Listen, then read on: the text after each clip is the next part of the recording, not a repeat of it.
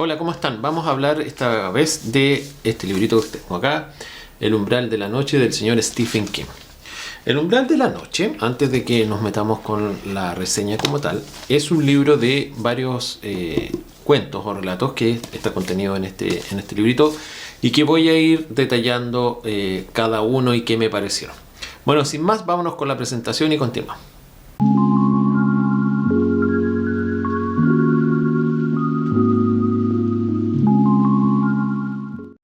Este libro parte con una historia que está aquí, que se llama El misterio o los misterios del gusano. Los misterios del gusano, parece, aquí. Ahora, los misterios del gusano es un escrito de Stephen King que es anterior a esta historia, a El misterio de Salem Lot.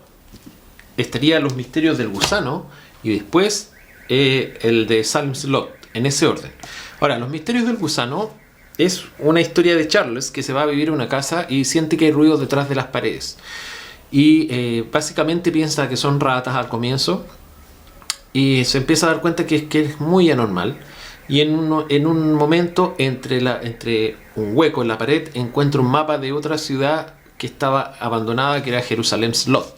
Se deciden a ir a investigar y ahí empiezan a ocurrir eventos bastante raros dentro del relato. ¿Qué es lo que descubren bastante raro? Descubren una iglesia con una cruz al revés, con un libro satánico, y para mí esto es una referencia directa a Lovecraft en cuanto a la ambientación, al ritmo de la historia y todo. De hecho, aparece dentro de la historia un libro de Lovecraft que es el de Burmese Mysteries, que siempre lo nombra Lovecraft en algunas historias. Ahora, esta historia del misterio del gusano también se conoce como, o está escrita en algunos libros, para que no se confundan, aparece como Jerusalem's Lot. Por ejemplo, en este libro, que está aquí, que es la segunda parte, que ya les voy a hacer la referencia, que es este, que está acá, pero vamos a hablar de este. O mejor dicho, voy a mostrar que en este aparece el misterio del gusano, pero referenciado como Jerusalem's Lot. ¿Ya? Entonces creo que no se confundan, porque muchas veces uno cree que está leyendo algo nuevo y no es así. Miren, ahí dice Jerusalem's Lot, no sé si se alcanza a ver. Ahí está. Bueno, me devuelvo al umbral de la noche, me devuelvo que estamos hablando de la primera historia. Entonces encuentran esto y pasan unos sucesos medio raros y se empiezan a dar cuenta que hay algo que corre por debajo del terreno. Es bastante escalofriante, bastante bueno y bastante recomendable. Ese sería el primero del umbral de la noche. Bueno, ¿qué más que decir? Que Stephen King no solamente tiene este libro de relatos, y que por aquí voy a mostrar algunos, creo que hice referencia a uno, que es este, por ejemplo, que es Todo es Eventual, que también son varios relatos. También tiene otro por aquí, que estoy en deuda porque lo leí hace mucho tiempo y lo voy a volver a leer, pero para poder hacerle una referencia, que es El Bazar de los Sueños de Stephen King. Y hay otros más. Bueno, sigamos con el que nos trajo a este video y que me estoy distrayendo mucho. Entonces, primero era El misterio del gusano. Ya le estoy mencionando que es una referencia directa a Lovecraft en cuanto a su forma de escribir, en cuanto a lo que parece, etc. Luego nos sigue El último turno. ¿Okay? El último turno básicamente es una fábrica y Warmick odia a su jefe en la fábrica y le propone su jefe Hall hacer una limpieza porque hay ratas en un lugar de la fábrica que limpien específicamente el sótano de la fábrica, lo cual van, y en este relato de El último turno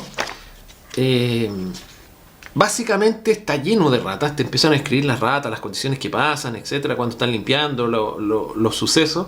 Pero lo más interesante del relato es que aparece una rata gigante en un momento.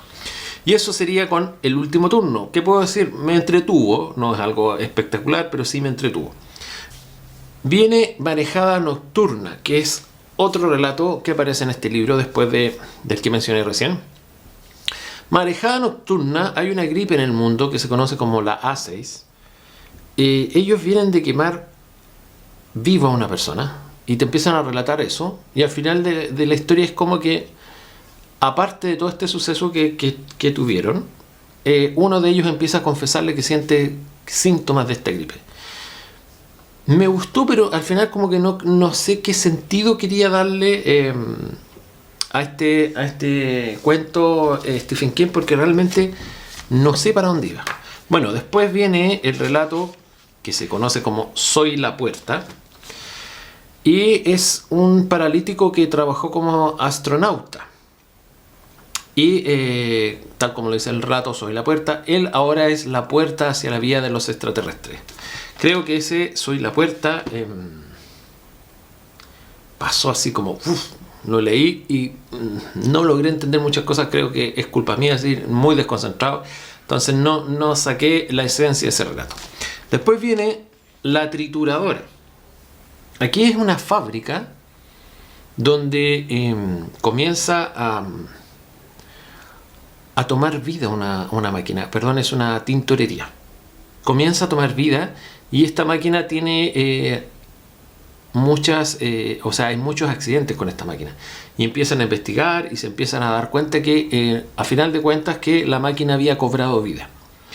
Después de ese relato viene el relato del Coco, que se hace interesante leerlo antes porque está en el cine. A quienes no hayan visto todavía la película, ahí está el relato y pueden después comparar. Yo no he visto la película, así que no puedo hacer una comparación. Básicamente el Coco es una persona, un hombre que han muerto sus 3 hijos. Y ellos le relataban que tenían miedo al Coco, y él era muy machista y como que, digámoslo así, una persona muy retrógrada y no les daba oportunidades de expresar sus miedos, etc. Y estos niños empiezan a aparecer muertos, por muerte súbita y otro por haberse tragado la lengua.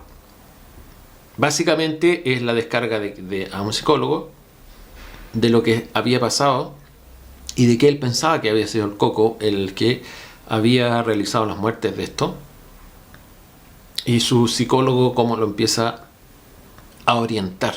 Bueno, sucede un extraño suceso dentro de la oficina del psicólogo, que no lo voy a relatar porque quiero que lo lean y no voy a matar la historia. ¿Qué me pareció la historia del Coco? Creo que una de las que sí, así como que se te levantan los vellos, se te sientes así como escalofrío. Creo que sí, creo que la recomiendo. Bueno, vámonos con la siguiente historia o cuento de este Umbral de la Noche. Viene luego Materia Gris. Materia Gris me recordó un poco a La Mancha Voraz. No sé si se acuerdan esas películas, así como una cosa rara. A ver, básicamente es que el relator de la historia te cuenta que el vecino había consumido una cerveza en mal estado y que se empieza a transformar en esta cosa, en esta masa que tenía comportamientos casi como un hongo. Arrancaba la luz, etc. Y además te empieza a contar que esta masa se había engullido a su hijo, que esta masa había sido el vecino y que se lo había engullido. Ahora, más allá de eso, llegan en un momento en que esta masa se empieza como a dividir, a transformar en 2 cosas, y no tampoco les mato el relato. Pero, ¿qué me pareció a mí? Entretenido, bastante entretenido. Así de decir, de terror no, pero me entretuvo. Y nos vamos con el siguiente cuento o paquetito que hay aquí, o paquete justamente porque es eso, que se llama Campo de Batalla. Campo de Batalla es una historia, yo creo que más relacionada con la ficción directamente.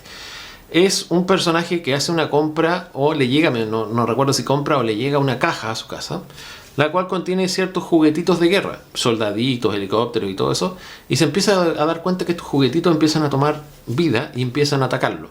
La historia es que él se tiene que estar defendiendo de estos juguetes, se empieza a esconder en el baño, y estos juguetes, el poder bélico no es así como que lo va a pinchar con alfileres, sino que es bastante fuerte y bastante entretenida. Tampoco una historia de terror, pero sí una historia de ficción bastante entretenida. ¿Cuál viene después? Es Camiones.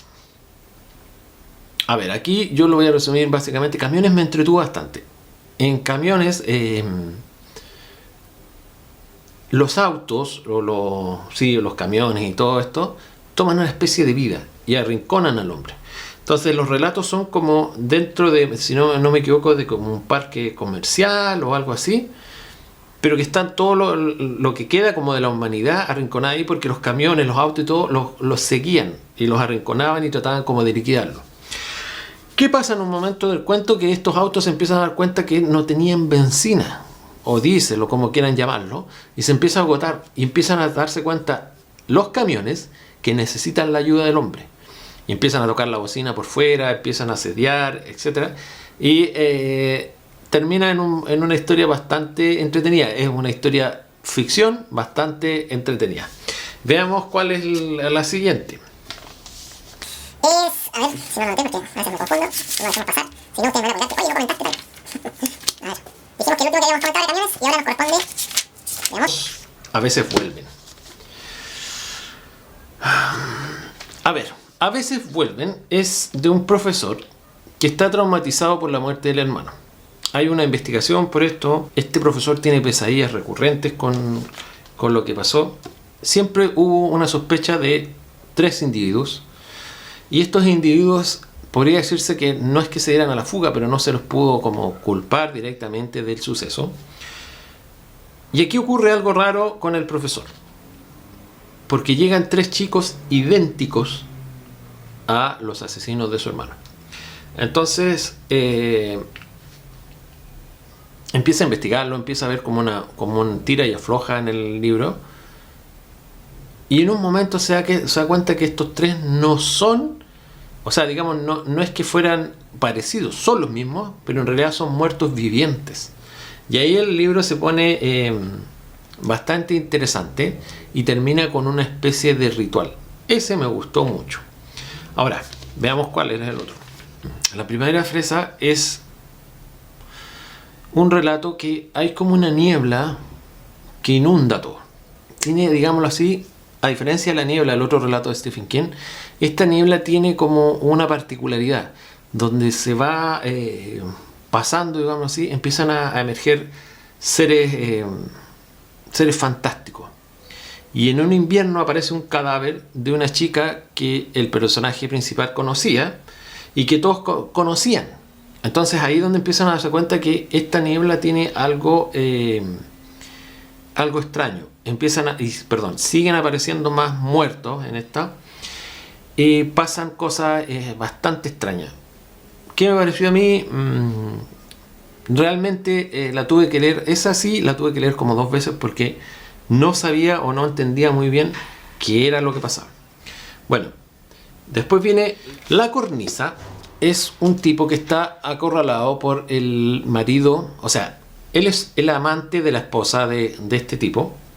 Y este tipo lo acorrala. Este tipo es bastante mafioso.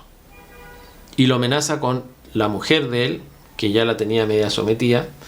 Y que si quiere que la liberen y que no le pase nada, lo somete a una prueba a este amante. ¿Cuál era la prueba? Caminar por una cornisa afuera de un edificio, dar la vuelta completa al piso y volver. Si eso lo lograba, él liberaba a la chica y lo dejaba tranquilo y todo. Cabe decir que la cornisa medía 12 centímetros, que te describen el viento, que te describen los pájaros, que te describen lo que pasaba, cómo se aferraba a la pared y todo. A ver, creo que La Cornisa fue uno de los relatos que más disfruté. Tiene unos toques en algunos momentos de Hitchcock, pero increíble. Unos toques de suspenso, unos toques que te mantienen la atención y tú dices, wow, ¿qué va a pasar? ¿Qué le está pasando? Y uno caerá, porque te hacen la visión del tipo dando toda la vuelta por esa cornisa para intentar salvar su vida y la que es su amante. Sinceramente, La Cornisa creo que está dentro de lo mejorcito. Después viene El hombre de la cortadora de césped. Miren, El hombre de la cortadora de césped existió la película hace años, que yo la vi. Y cuando leo el relato yo esperé que se pareciera en algo a lo que yo vi en el cine. Pero realmente no se parece en absolutamente nada. Pero nada. Creo que lo único que se parece es que en la película corta el pasto el tipo y llega otro acá en este relato a cortar el pasto. Es un relato bastante extraño, bastante raro. A ver, ¿cómo explico? El protagonista tiene su casa, tiene el pasto largo, tiene un montón de cosas y llama a un servicio profesional de de jardinería en el que se da cuenta que la máquina casi pasa sola y que se empieza a dar cuenta que consumen el pasto y se empieza a dar cuenta de cosas muy raras. Entonces se empieza a dar cuenta además que el tipo que manejaba la máquina era exhibicionista, entre paréntesis, andaba desnudo con la máquina. Y ahí el protagonista llama a la policía y hay un desenlace final. Si quiero especificar algo, creo que no me gustó ese relato. Lo dejo a ustedes abierto a que lo lean, a que saquen su conclusión. No me gustó porque esperaba, creo, y ahí tuvo el error, que se pareciera en algo a la película. Porque en realidad no se parece en nada, absolutamente nada. Entonces me dejó como un gusto amargo porque dije, bueno, ¿y en qué se basó? Y si no era un relato de Stephen King, bla, bla. Pero bueno, sigamos. Después viene Basta Sociedad Anónima. Basta Sociedad Anónima es de una persona que quiere dejar de fumar.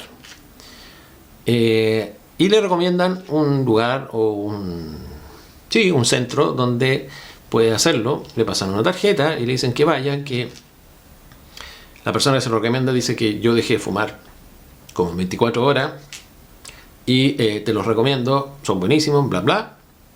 Él va, pide una cita, va a donde estos tipos, él fumaba bastante. La cosa es que va y le empiezan a pedir algunos datos y se empieza a dar cuenta de que para él habían cosas medio extrañas en las solicitudes que le hacían. Entonces sale de ahí y se empieza en un minuto a mover esta historia para el lado de la familia de él, de los hijos de él y todo. A ver, si él le pasan una especie como de contrato, podríamos decirle así, en el cual especifica que iban a ocurrir descargas eléctricas a sus seres queridos, que iban a ocurrir descargas eléctricas a su familia y todo. Entonces él se empieza a decir, ¿qué hago? Porque si volvía el cigarro iba a sufrirlo su familia, pero no era una descarga así como decir, ay, que me dio la corriente. No, era algo más o menos grave. Entonces se empieza a dar cuenta además que está siendo observado todo el tiempo. Se empieza a dar cuenta que no podía huir de eso. Y el relato está en que cómo él trata de vencer la ansiedad de fumar y además trata de el miedo que él siente de que le fuese a pasar algo a su familia. Ese relato, el Basta Sociedad Anónima, es bastante interesante. Ahora, me gustó, pero sentí como que quedó a medias al final. Pudo haber sido un poquito mejor, pero me gustó el relato. Viene el relato Sé lo que necesitas. A ver, Elizabeth es una estudiante de sociología y aparece de repente, bueno, ella está estudiando para un examen, y aparece de repente un personaje que se hace llamar Ed Hammer. Ed Hammer le dice que, o sea, le da la pauta para estudiar el examen y dice, mira, estúdiate de estas 3 hojas porque, o estas hojas, porque eso es lo específico que sale en el examen y con eso te va a ir bien. Ella se lo comenta a una amiga y la amiga le dice que no, que cómo se le ocurre, que podía ser un tongo y que por lo menos se preocupa de estudiar y que al tipo no lo conocía, bla bla bla. Bueno, la cosa es que esta personaje principal también tiene un novio que se llama Tony. Hace el examen, le va bien en el examen y se da cuenta, queda pensando en... Perdón que mi torpeo porque se me olvidan los nombres, que Ed le había dicho la verdad con referente al examen y que le había ido bien. Entonces se queda pensando en él, piensa en Tony, en su novio, piensa en otras cosas, bla bla. Tony está, digámoslo así, como un poquito alejado en la historia real, en la historia, en el relato. Ella sucede un sueño que tiene con Ed y con Tony, si no me equivoco, que es con los dos. Bueno, la cosa es que Tony termina siendo atropellado en la vida real y ella queda triste por este evento y empieza a conocer un poco más a Ed y con Ed empiezan a tener una relación amorosa y empiezan a tener una relación, entre paréntesis, bonita. No recuerdo por qué, pero hay un momento que aparece un detective a investigar a este tipo, a Ed. Se da cuenta que Ed había estudiado en la misma escuela que Elizabeth, pero que no había ido a la universidad y que ya la conocía por ende. Entonces por eso Elizabeth como tiende como a querer recordarlo, pero no sabe de dónde. Y además empiezan a darse cuenta que el tipo Ed, tenía una especie como de poder predictivo. La cosa está que estos dos ya estaban como teniendo una relación y va al departamento a buscar a Ed, principalmente, a enfrentarlo porque no le había dicho la verdad. Hay un cuento, una enredo así como pelea de culebras por ahí. El tema es que en el departamento ella encuentra una caja. Encuentra una caja con unas fotos marcadas, con un Fiat adentro, con un autito, y se da cuenta que es el mismo tipo de modelo que atropelló a Tony, y empieza a pasarse una historia y una película más o menos fuerte en relación a este personaje. Bueno, lo dejo hasta ahí porque creo que no les voy a matar esa historia. Sinceramente, esa historia creo que, para mi gusto, no. Para mi gusto.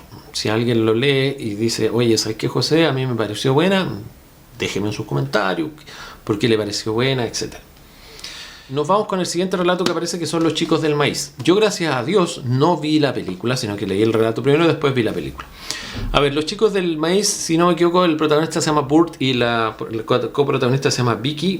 Permiso.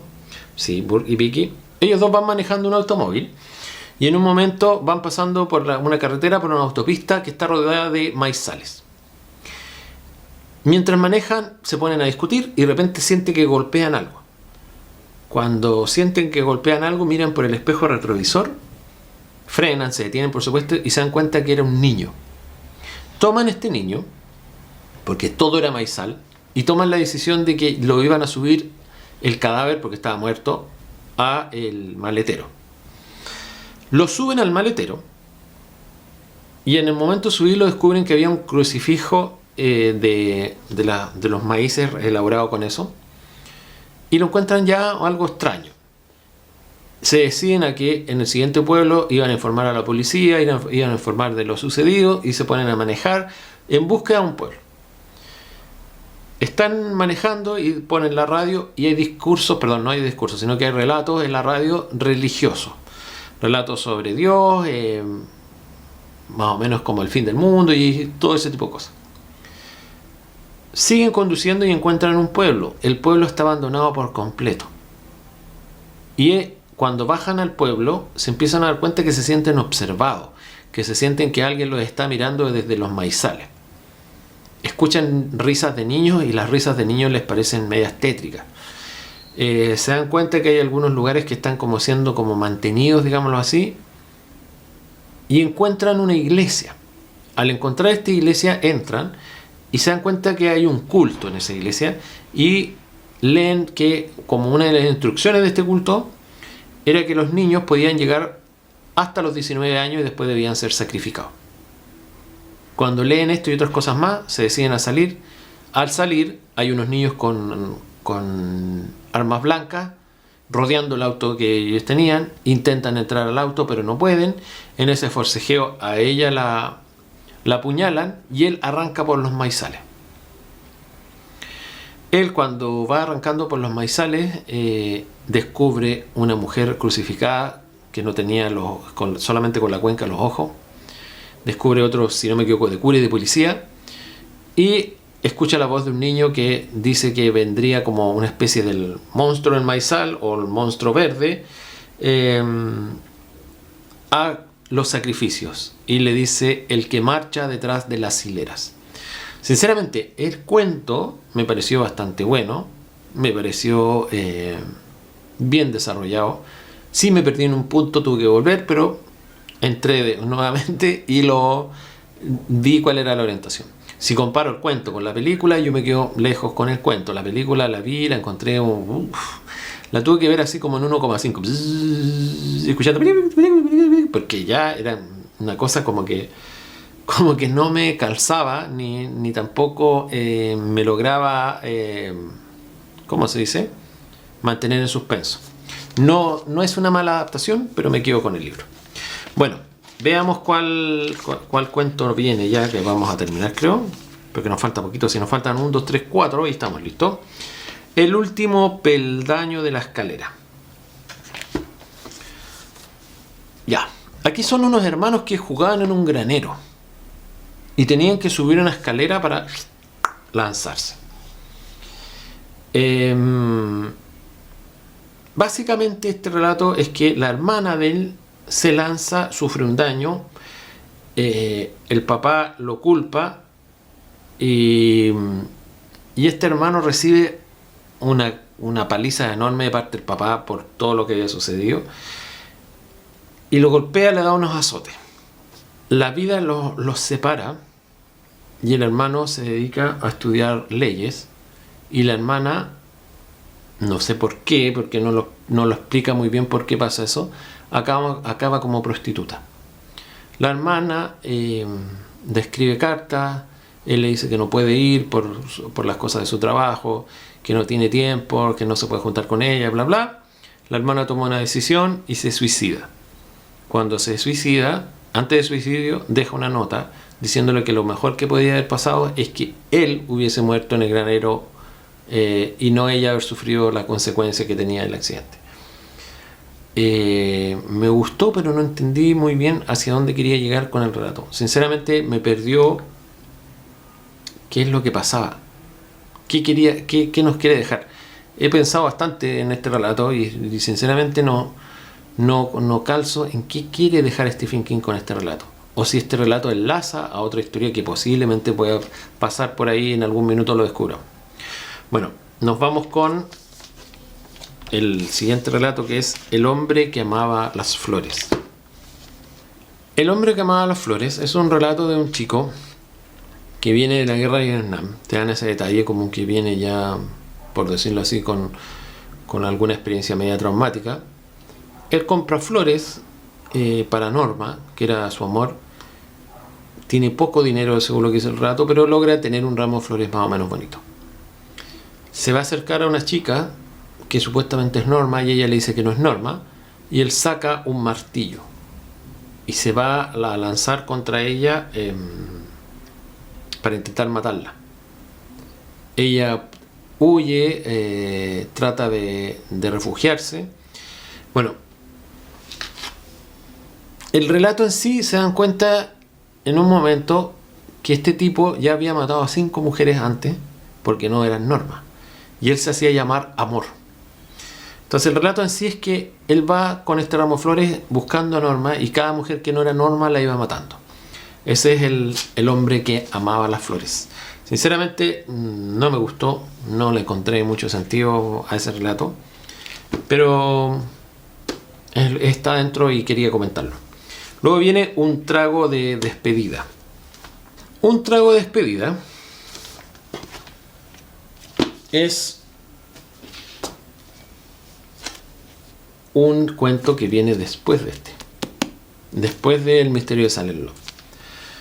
A ver, en Un trago de despedida está Bot y Tuki bebiendo en un bar. Entra un tipo al bar, estaba nevando, estaba muy frío, y entra desesperado diciendo que su mujer y su hija se habían quedado en un automóvil y que necesitaba ayuda porque habían pasado por un pueblo que se llamaba, tal cual lo dije al principio, cuando cambian los nombres, se llamaba Jerusalén Lot, y que ahí había quedado el auto y que él había salido a pedir ayuda. Butitoki, por supuesto, no querían ir porque saben que la zona estaba llena de vampiros, y ahí es donde el relato se pone interesante. Y saben que la gente del pueblo había huido, saben que se había desaparecido mucha gente, que había habido un incendio en Jerusalén Lot, y que ellos no se acercaban porque estaba realmente infectado por vampiros. El relato no se los voy a contar, pero es bastante interesante lo que pasa cuando Puti y Toki deciden subir a un vehículo e ir en búsqueda de la mujer con la niña. No les relato más porque creo que sería una maldad contarles lo que pasa, pero creo que es bastante, pero bastante interesante. y bastante bueno como para darle una vida a Jerusalem Lot o a El misterio de Salem Lot. Se los recomiendo, muy bueno. Después viene La mujer de la habitación.